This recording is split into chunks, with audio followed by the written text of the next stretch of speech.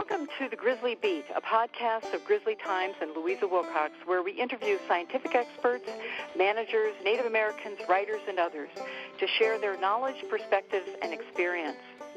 This comes at a time of enormous interest in the grizzly bear's future as the government proposes to remove federal protections, and citizens are asking important questions. We hope the information shared here will help listeners shape their own answers. Welcome to the Grizzly Beat. I'm excited today to be partnering on this show with Counterpunch Radio. Counterpunch is a progressive news outlet with daily online coverage, a bi-monthly print magazine, and a radio podcast. They do in-depth and hard-hitting coverage of politics, foreign policy, and the environment, providing news you won't find anywhere else. Online at Counterpunch, you will also find my weekly blogs for Grizzly Times. So if you haven't done so already, check them out at www.counterpunch.org. To me, today's show is particularly special because it focuses on two environmental heroes, Jim and Heidi Barrett.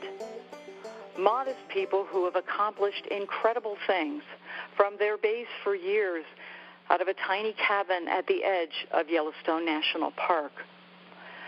In this time of widespread tumult and violence, it is important to remind ourselves that a few dedicated people can achieve great things and indeed help restore some sanity in a world that seems at times to have gone mad. Jim and Heidi spend their time at their cabin in Silvergate and in Livingston, Montana. They have spent many, many years around the Great Yellowstone ecosystem, up close and personal with wildlife and wilderness. They are here today to share some of their experience with us. Thank you so much, Jim and Heidi, for taking the time. Thanks for having us. So, how did each of you come to live in Cook City, and why Cook City? Well, I originally came to Cook City in 1972. I had, the year before I got out of the military, I was drafted in the military. I thought, well, I want to see the country. And so I convinced a woman to ride with me around the country. And it turns out that her stepfather had a partnership with a man in Cook City, an old-timer, in, various little mining claims, small time pick and shovel stuff. And so we stayed at his place that first summer, stayed in Cook City, worked with did some little day labor stuff to make gas money to move on down to Colorado and stuff. And then just decided to, we were from Detroit, went back to Detroit, and then we decided to get married the next spring, and then we thought, let's go to the coolest place we found, which was that area up around Cook City. And so, the rest is history, I guess. And I started coming out to Cook City in 1983. I took a little road trip with my brother and sister. My older sister had worked at a cafe in Silvergate, Montana, and thought, oh my God, you have to see this cute little mountain town up in the middle of the wilderness. And I remember I didn't really want to go because I had a boyfriend back home, and I thought, oh, even for a weekend, But as soon as I saw it, I was hooked in 1983. So in 1984, I started working for the people who owned the Log Cabin Cafe, who were from Nebraska, which is where I grew up. And I worked there for 7 summers in between going to college. I got my art degree, and then even between teaching jobs because I had the summers off. So in 1990, I was up there, and that's when I met Jim, who was up there doing carpentry work. And in 1991, we got married and moved back to Silvergate and took up permanent residence there for a couple of years. So both of you have seen so much wildlife. Cook City is on the doorstep of Yellowstone Park and the Beartooths and grizzly bears and mountain goats and all kinds of stuff. Maybe you could just pick one story that was particularly touching to you about any kind of experience with wildlife. Well, one that was particularly touching for me, it had to be in either the late 70s or the early 80s. One evening, it was dark, one evening I heard some commotion there was some commotion outside of our cabin, and my dog, Spot, he got all excited and he, wanted to go outside, and I opened the door and he just took off. And I thought, what's that about? And so I went outside with a flashlight, and he was gone. He hightailed it. And I heard this kind of rumbling in the rocks, because we live on a sort of a rock slide. And I'm shining the flashlight, and lo and behold, within 10 feet of me, there are 3 grizzly cubs that they're about the size of a 2-year-old baby. They were just these bears. And I'm thinking, oh, that's not good. And I'm trying to shoo them away, shoot. And they just kept, wiggling, they're turning their heads around and curious, kept coming at me. And I thought, whoa. And I heard just an almost imperceptible little kind of a woof from somewhere. So I shined the light around, and the light, it was almost like looking at a mountain range. This huge sow grizzly, as the flashlight goes over the humps and stuff, and she looked, the eyes were caught in the flashlight, and the 3 little bears, just like all 3 of them, just got in a line and just turned around and started walking toward her, and they walked down all in single file down to the road. We're above the road, and I'm just going nuts because that was, how awesome is that, right? And I'm seeing where they are, where'd they go, and the 3 little cubs, I had a Volkswagen Beetle, and for some reason they just thought that was the coolest thing in the world, and they started climbing all over it, and just like it was a jungle gym or something, just kind of mauling it, and then all got down off the car and followed their mother out the road. That was an incredible thing. The unfortunate thing is that those 3 cubs, if you recall, they tried to relocate them, and they had a helicopter, and a couple of them dropped. Oh my God! And they died from whatever happened, a malfunction in the basket or whatever that they were using to transport them. Oh. So that was the downside of that, but that was very memorable to have that close proximity with them without any threats or anything, and she didn't seem to mind. She knew that at least I wasn't between them, right? Anyway, so that's great.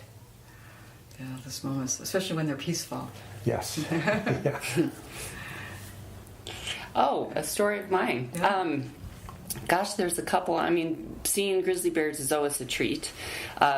Probably a really, really close encounter of wildlife was when we were living up at the cabin, and it was in the wintertime, and I was just going to bound out. We have 2 separate little cabins at our place, and I was going to bound out and get a cup of coffee. I was working and thought I'll get a cup of coffee, and I flung open the door and came bounding out right into the hind end of a bull moose. It must have been 5 feet from my face, and I kind of gave a little scream, and the moose just kept going up the path. I mean, it wasn't luckily I didn't hit it, but it was right there, and it was bigger than I was for sure. But seeing the wildlife up close, living up there was really, really a treat, and we've seen a lot of different animals, and we feel very grateful for that too.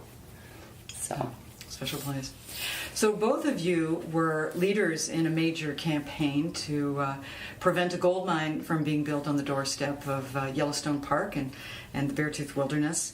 And it would have been a terrible disaster environmentally in terms of the rivers and one flowing into the park and wildlife and impacts on the community of people who live there and recreate there. How did you come to be involved in that battle? And what was it like for you? Well, I got involved basically when I first heard about it. It might have been a year before I got involved. A friend of mine and I took a hike, and we went up on top of Henderson Mountain, which is the mountain within which was this ore body. And we went on this hike and went up on top of there, and we just thought, how cool is this? Looking at the wilderness, looking down at the Clark's Fork of the Yellowstone River, thinking, how cool is this to be in a place that's so protected, and this is why you protect wild country. And then, like a year later, I find out that there's, even though we had seen many small-time mining going on and drilling forever, suddenly now this is a real thing. And there's this proposal to do this huge mine. And because I was a resident there and I already had a passion for the place, I couldn't not be involved in that. So essentially I got started, as you recall yourself, when we all started getting involved with that. It was quite an adventure, that I can say that. Yeah, and I got involved because when I was dating Jim, which was the summer of 1990, it was very romantic. He took me to a scoping meeting at the fire hall in Cook City. And I thought, wow, okay, this is interesting. But it truly did pique my interest. And then the next year we were already married, and by that time we were thick in it with the Beartooth Alliance. And so I think just being good stewards of our home is really the reason we got involved. I mean, NIMBYs serve a purpose, not in my backyard, is because they can be the watchdogs and the canary in the coal mine to be the first people to kind of say, wow, this could be huge and we should get involved. And I'm really glad we did. I think it was a great adventure and it was the right thing to do. Yeah, and it certainly was fabulously successful. I mean, no mine will ever be built in that part of the world. It's a great ending that doesn't often happen. So why do you think it was successful? Why do you think you won? Well, I think Yellowstone National Park has a lot to do with that. Initially, when we got involved, we were part of an organization that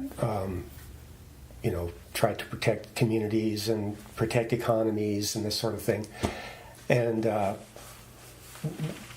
most of them were agricultural communities, even though there were some mining communities. But we were trying to elevate the issue to where we could get the attention to get the support to do something about this, to challenge it, to modify it, whatever. In the beginning, we didn't know what ultimately was going to happen. But it turned out that not everybody knows where Cook City is. And so we decided that, we should be, we are part of the Yellowstone ecosystem. And Yellowstone is the heart of that ecosystem. So the campaign should be about protecting Yellowstone. And once we did that, it just launched into an international discussion that ultimately allowed Al Gore to swoop in and save the day and get this, organize a buyout of this thing and shut it down and, like you said, remove that place from mineral entry, hopefully forever. And so I think the success of it was Yellowstone is an icon, is an international icon that, we learned during that whole thing that there are people that you would never expect to know what Yellowstone is, but they do. In far-flung parts of the world, people know what Yellowstone is. And yeah, and an interesting perspective from my point of view, too, was I was doing a lot of the public outreach and getting the mail for the Beartooth Alliance and reading the letters of, that people would write and send us copies of. And we seriously had people from 7 different countries wrote and took the time to let the Beartooth Alliance know that they were in support of stopping this gold mine. And we heard from just the greatest people in the country who, even though they said they didn't think they would ever even come to Yellowstone at any point in their life, that it was important enough to them to just know it existed and they wanted it to exist for other people. And so I thought it was pretty moving too, because I think it really did tug at people's heartstrings, and it was a real thing that Americans and people around the world feel that it really is their first, it's the first national park in the world, and it's really their park. And so, yeah, it was really cool. Well, I can say this, having watched both of you, that this fight never would have been successful if it weren't for your leadership and the grassroots support. I mean, it really came down to whether people in the community are going to stand up and fight this. Not only that there was international interest, but so thank you for all of that hard work, years of work that it was. Yeah. So since you're in the middle of grizzly bear habitat, and both of you have been advocates for grizzly bears for years, maybe you can share what you think some of the major challenges for recovery are. Well, obviously for me,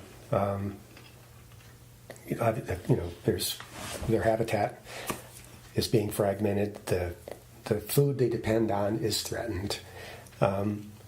Those are things that, from my perspective, are going to be really difficult to overcome in the short term, especially with climate change affecting, vegetation and so on.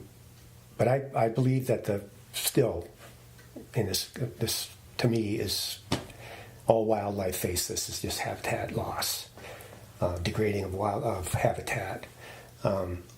So, we hear arguments about let's get the public lands back to the states and that sort of thing, which to me, regardless of what failings or whatever may be occurring in federal management of lands, having them in federal hands is much better than giving them to the states and to ultimately privatizing them, because that would just be the death knell for all kinds of stuff.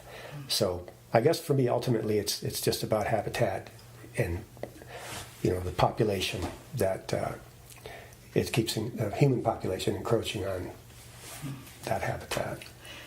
Yeah, so Heidi, you both were deeply involved in an initiative in the early 2000s to improve how Cook City was handling its garbage and what was happening to garbage, which had been a big problem, where bears were getting habituated in food right in town, where the dump was.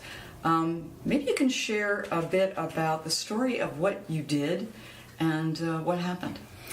Yeah, so Cook City had green box sites, which for people who aren't familiar with that, it's a big area where you have the green open kind of dumpsters, and then it had a wire fence around it and had a gate that usually was supposed to be closed when the dump wasn't open. And we receive notification from Park County. They send out the green box hours, and you get a little permit that if you're in the county, you can hang that on your car and use the county dump sites. Well, in that letter that we got, it must have been about February or March that year, they had all the green box sites listed in Park County except for Cook City. So it had all the hours of operation, when the gates were going to be open, when the gates were going to be closed, but nothing for Cook City. So I just thought, well, that's weird. What are they doing with Cook City? So I called, and they said, well, we haven't been able to find anybody to really take care of opening and closing the gates. So right now it's just open, and they didn't have set hours because nobody was working up there. And I just thought, wow, that is so sad, because we already knew in the past that when bears got into the dump right after they got out of hibernation, that they were usually a dead bear. I mean, that's what Cook City was known for. They were kind of the sinkhole, the black hole for bears in the ecosystem. So I was upset by that, because I just thought, wow, how irresponsible. I mean, to not have a place where we know grizzly bears frequent, not have it manned and closed. So I contacted the county commissioners, and I complained, and I talked to everyone I could talk to, and they weren't sure what to tell me other than that they didn't have the money, and it was just hard to keep the gate closed up there. So I called a meeting with the county commissioners and some folks from the Forest Service, some community members, and we ended up having kind of a big public meeting with the county commissioners, just saying we need to solve this. We need to either find somebody to work there, we need to close the gate.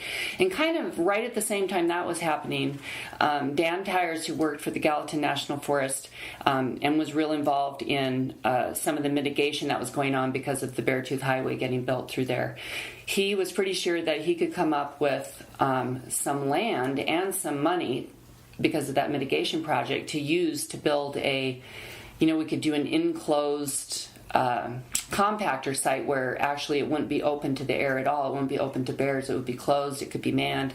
And Jim certainly pipe in with more details on that. But it kind of all just fit together. And so we had a big public meeting that next summer. And we had Carrie Gunther, who I think is with the Park Service. And we had Dan Tyers, who was the agency Grizzly Bear team person. And then, who's the other person we had? Carrie Gunther, Dan Tyers. Oh, Kevin Fry. Thank you. They all came up to Cook City, and we had a huge public meeting, and tons of people turned out. It was one of our better attended meetings in Cook City, and we found out that people had two really strong opinions. They cared about grizzly bears, and they also had kind of a strong opinion about what happened to their dump and if taxpayer money was going to be used. So it was a great opportunity to tell them that really they didn't even have to put money into it. We could get this to happen without individuals having to cough up more money. So it was kind of a win-win situation to get that compactor put in up in Cook City, and I believe it was done that next November already. We had the opening, and we had a little opening down at the dump, which was really fun. And Louisa, I think you were there, and we had coffee and donuts and got to throw some materials into the compactor and see it work. But that's kind of how that all came about. And yeah, now it's the dump site is like a kind of a tourist attraction up there. It's where Cook City has its art gallery, because any art that is found, it's now up on the walls. And they also have the Cook City Silvergate Library is there. There's a big section of books that you can come and get, and then kind of like a Goodwill store, anything that's decent people can save. And there's 2 dumpsters, and you can rummage through and get some great hand-me-downs. And so it's kind of become a source of pride for the community. I think they're really proud of it, and a lot of times you take people, you know, like when my mother was visiting, I had to take her to the compactor building so we could see the art show and, you know, the cool indoor building. So it's been a really, really great thing, and it just took the community a little time to get used to it. So, and it was an amazing. The results were instantaneous, and they were an amazing shift. When I first came to Cook City back in the early 70s, it was shortly after the Park Service had decided that no more open dumps, but the communities around the park still had them, like Cook City had our giant hole in the ground where it was just a big smorgasbord, and bears would immediately, upon coming out of hibernation, head to the Cook City, you know, dump, which then, of course, they would be around getting in other kinds of, you know, mischief, if you will. And the green box site, once that one was supposed to be closed, because then they were closing these open pits. Then it moved into town, and it was like Heidi said, just green boxes like the county has everywhere. But in those days, they didn't fence them in. There was no thought about that. And so initially, we thought, okay, well, I mean, we didn't, but the people who were dealing with it, we had to fence this in, because these bears are getting in there and dogs are getting in, everybody's getting in there. So the fence, it didn't work, because the bear would just climb over the fence. And then they would tried putting electric wire around the top, and the bears seemed to like getting off on a little bit of a shock, so that didn't stop them. Tried putting metal, like metal roofing vertically so they couldn't get a grip on the fence. That seemed to work, but then in the winter, when the snow, we get a lot of snow up in Cook City, the people who were getting paid their little stipend to man that gate, it just got to be frozen open. And so then all winter, it's open. And up in Silvergate, Cook City, the snow doesn't leave sometimes till early July. So that thing stayed open well after the bears had come out of hibernation, and they're just waltzing in and out of there, creating, again, opportunities for them to get in trouble with somebody else. Somebody wants to shoot them because they're after their dog or whatever. And so the idea of the compactor inside of a building, it was just incredibly, it just literally shut the door on any kind of attractants. Mm-hmm. And then all that was left, or still is left, is people that have bird feeders, mm-hmm. or they sometimes put dog food out to leave it out for their dog, or in some nefarious instances, they would, to help give the tourists a little thrill, they would leave garbage out. Mm-hmm. to attract bears, but for the most part, even though bears still wander through on their treks for wherever they're coming from or wherever they're going, there is not the confrontation and the mortality that was occurring before that happened. So that, Yeah. The data is pretty stunning. A sort of before and after picture of conflicts and mortalities in Cook City. It was like you did shut the door on Yeah, those it was bears, amazing. and that must be a really happy feeling to, It is. Yeah. It's really, really gratifying. So both of you have also been involved in some issues that may have been a little more difficult around grizzly bear conservation, especially around the issue of roads management. And as we know, the science shows that roads kill bears in a variety of different ways, but particularly by habituating bears to the presence of people. And so road management has to sort of minimize or at least control the number of roads in landscapes. And efforts on the Forest Service's part up in Cook City area were not particularly well received or were difficult. Maybe you can share a little bit about that chapter and what that was like for you when the Forest Service tried to come to grips with road densities in Cook City. Well, I got involved when one 4th of July. As I mentioned earlier, there's snow, especially in the high country, well into the summer. I was riding my mountain bike up to basically where the mine proposal was going to take place.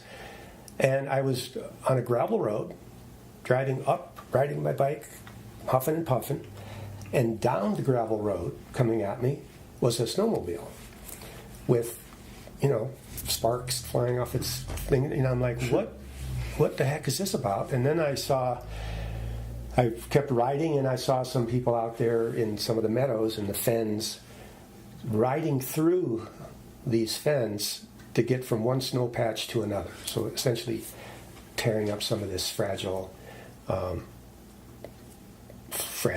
vegetation. And I thought, you know what?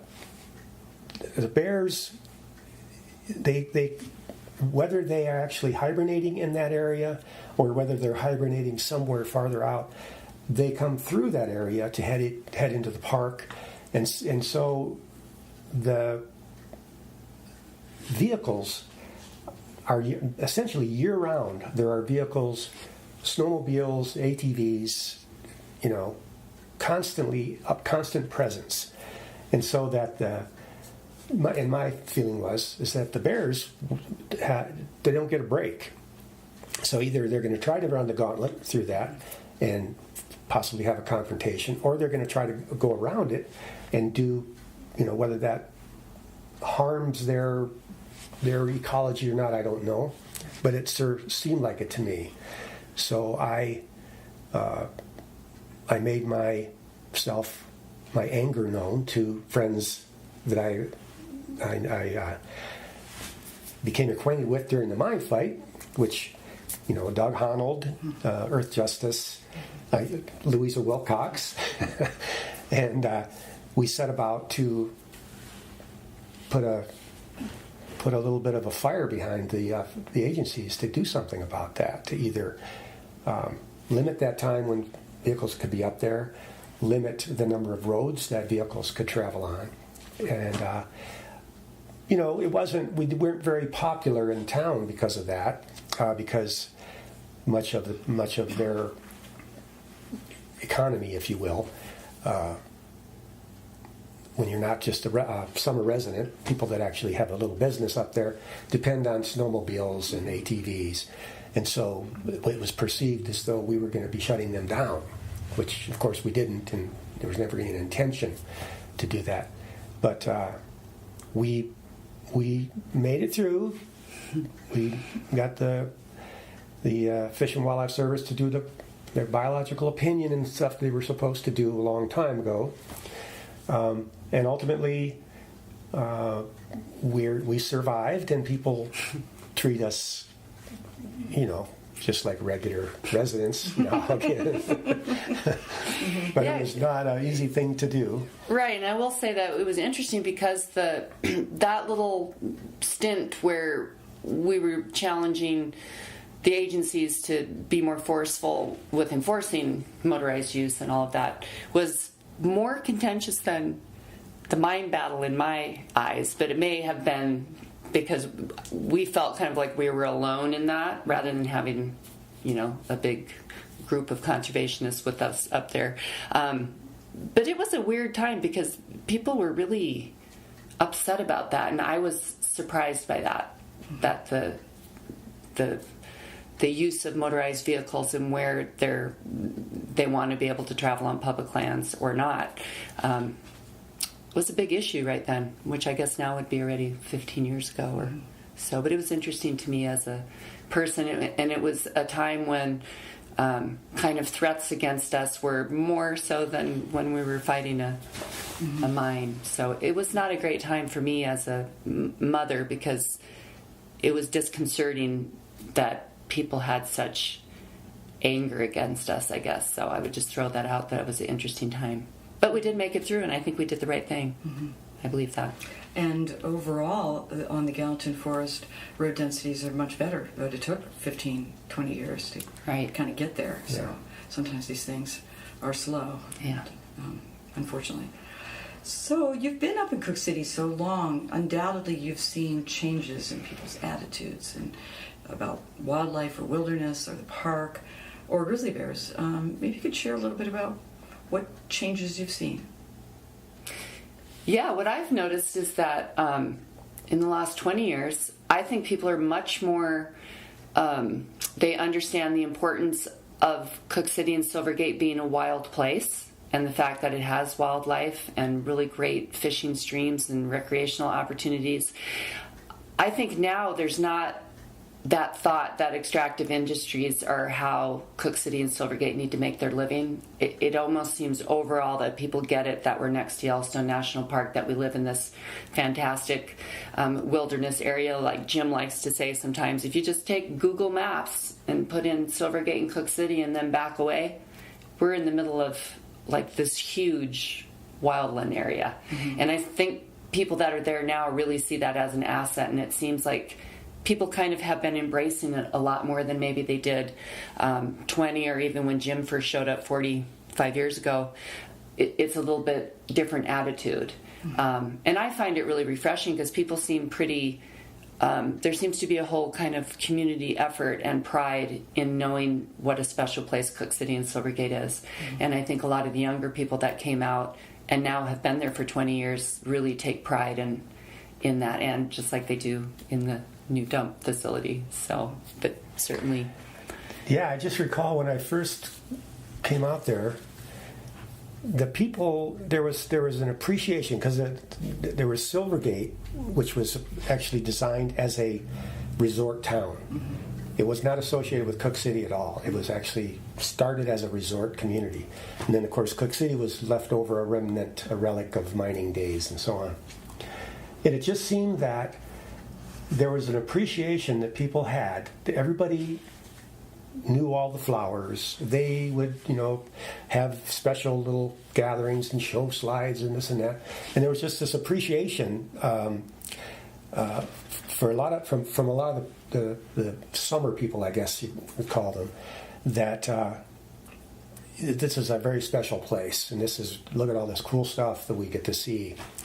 And then that sort of diminished a little bit. It just either that or I just wasn't around anymore. But when the wolf reintroduction occurred, that was another transformative time for Silvergate and Cook City, because then it became that was a launching. That was your what do you call it, base camp for going and looking at wolves in the park, and it became just an incredible. Another transformation. The motorized thing continued through all that, but this encroached on that in a big way, and it transformed a lot of the purpose people had for being around there. And so obviously watching wildlife is always a fun thing to do, but then when the wolves were put on the landscape, back on the landscape, that just opened up a whole whole big thing for breeding not only wolves but bears.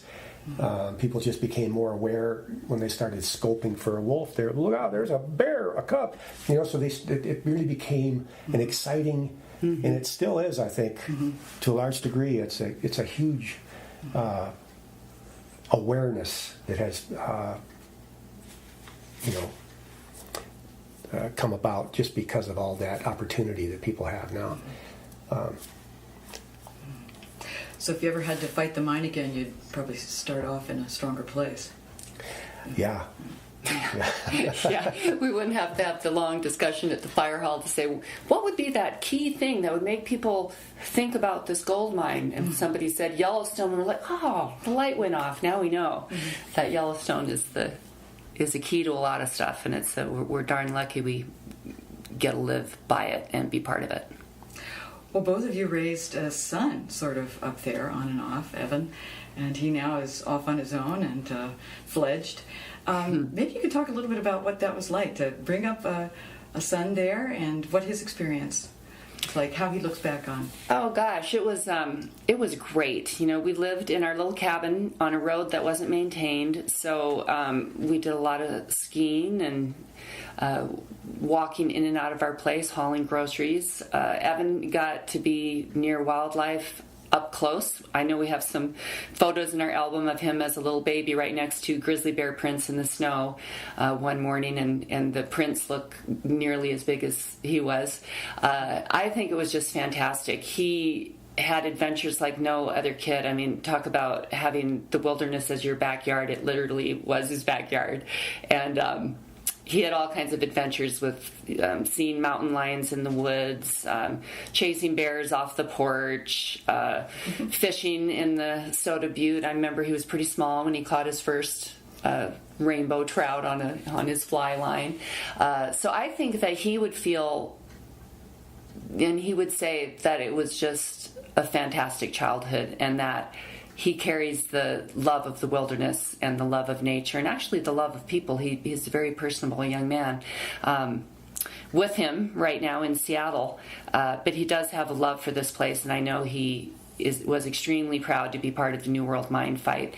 We always joke that one of Evan's first words was fact sheet, because we were always taking fact sheets with us everywhere we went, and that was one of his first words.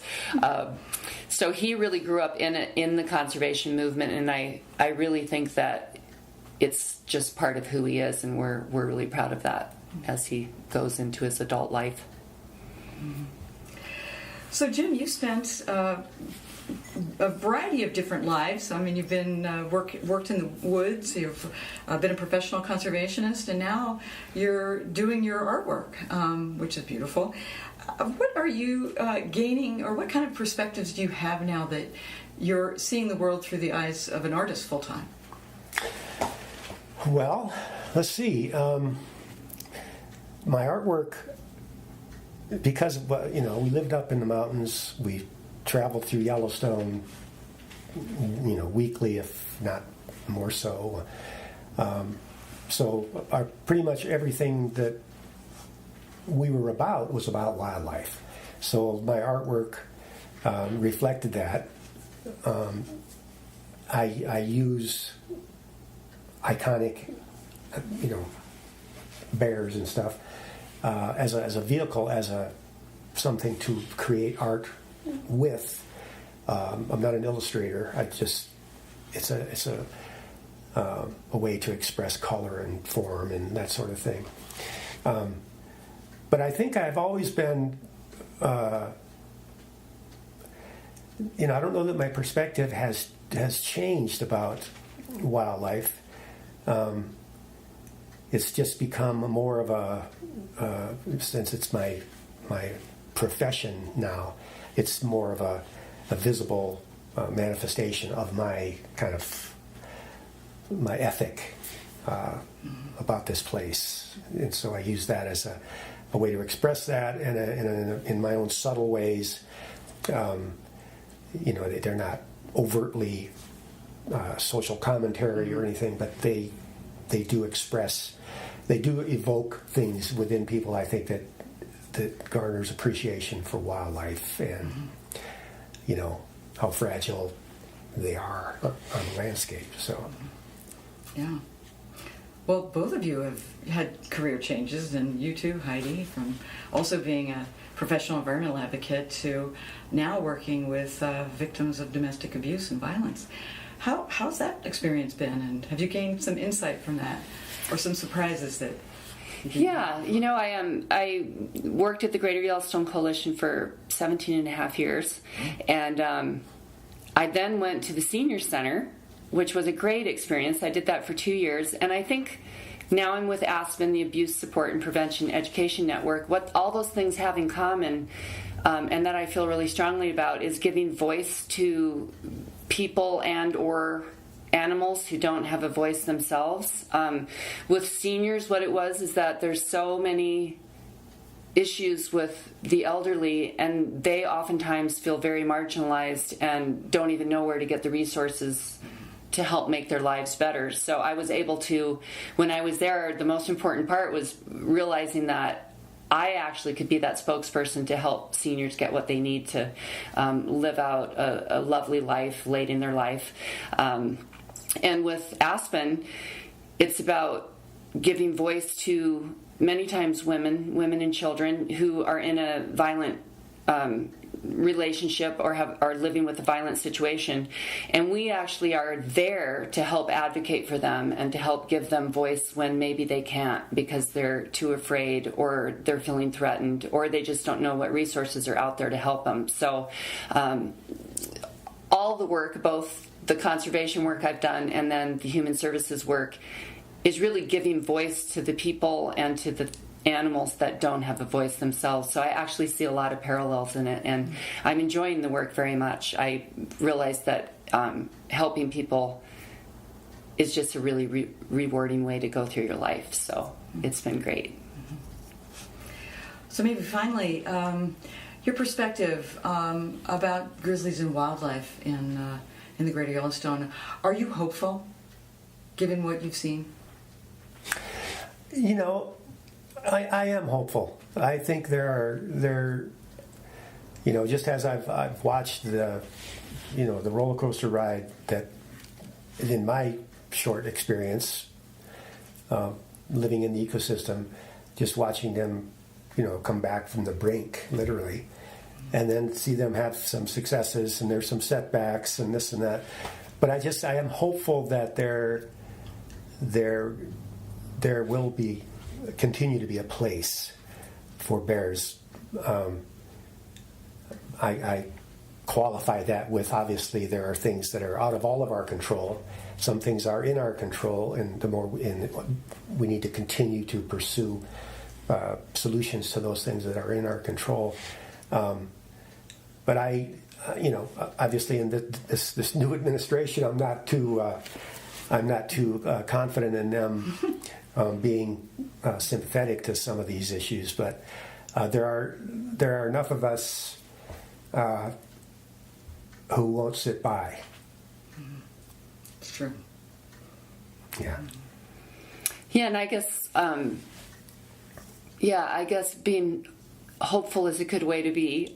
Sometimes I'm more pessimistic than Jim is, but I do think that if we can concentrate on some of the success stories we've had and also helping people learn how to live with grizzly bears, I think that we can make some big strides where the news isn't bad about grizzly bears, it's actually really good. And there are less and less confrontations with grizzly bears and humans.